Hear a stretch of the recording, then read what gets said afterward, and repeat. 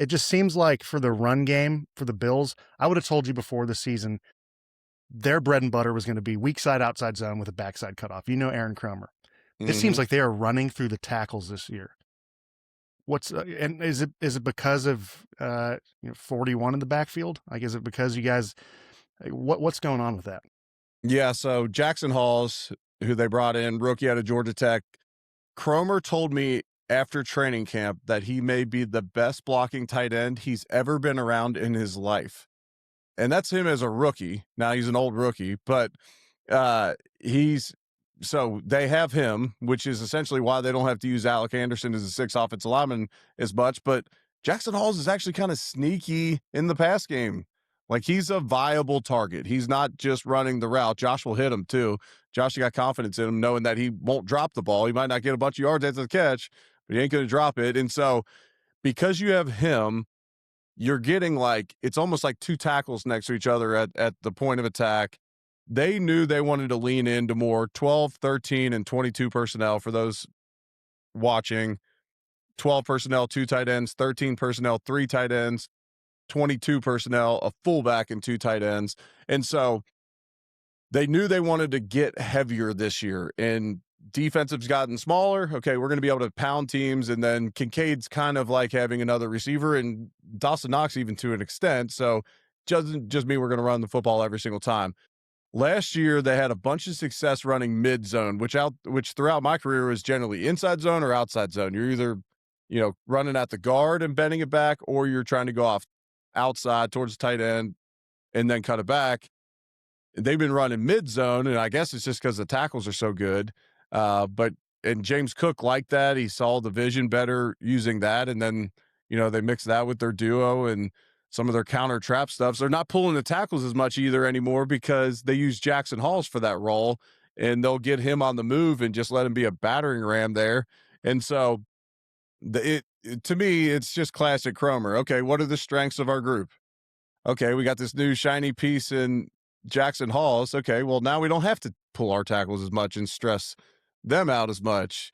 Okay, we got an awesome fullback. Cool, we're getting 22 personnel, and it's a similar plays for the offensive line. It's generally about the same calls, same assignments, and same technique. It's just a bunch of window dressing on the back end of it. So all that being said, I know it's a really long answer, but I think they've had just a ton of variety with the run game this year. And then it's a lot of it's matchup specific, to where, there was a game this year where we repeated a play 29 times. And before the game, Cromer was like, we're just going to run this till they can stop it, because we don't want to run at Cam Hayward, but we think Jackson Halls on TJ Watt is a pretty good matchup in the run game, because if TJ Watt tries to jump around on either side, he's going to get washed out of the hole by Jackson, and then there's your gap. And so it's very game plan specific. I would assume this week, a lot of it would be between the tackles, because we have a pretty big size. I know this doesn't always equate to, Of course, we're going to crush them off the ball, but we have a pretty big size advantage, and they are very fast on the edge. So I don't think it's like a loop the defense type of game. the size advantage is nuts. I've seen that thing, and the biggest thing that stood out to me was that they only had Dion listed at 315. 315? 315. Wow. And yeah, I mean, he's a little bit. I mean, he's not 315. He's not 315.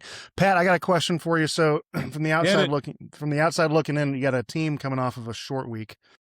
That being said, they've gotten some playoff football under their belt, and then you got a team in the number 1 seed who's got a bye week. I mean, inherently, you think that's a good thing. Is there anything you would say is the deterrent for having a first round bye, in your opinion? I don't know. And I've actually been thinking about this today, and y'all playing at the level that y'all played at probably know better than I.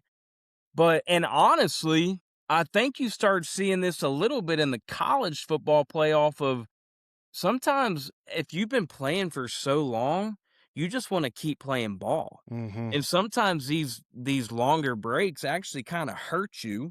I do think there comes a point where, if you were sustaining some injuries towards the latter end of the season, and you get a week, or kind of like what Josh did, I think, when the Jets came into town, that it is nice to get a little bit of rest, but then you're right back at it.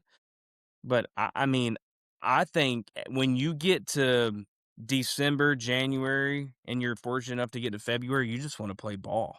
And it's Oh, just all about like, let's just continue to go week. I mean, look, these damn teams, and they got all the high end equipment, everything that they need. They can get right within 2-3 days. So I just think it's nice to just continue to play ball. And there's nothing I can do about it now.